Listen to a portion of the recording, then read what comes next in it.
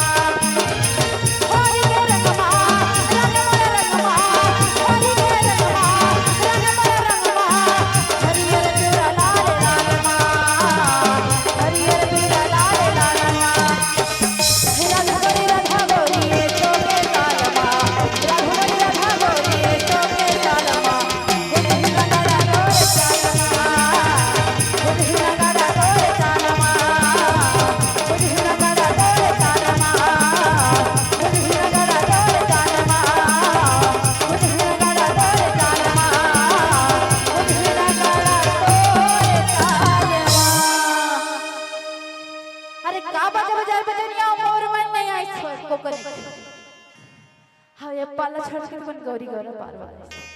बोले श्री गौरी गौरा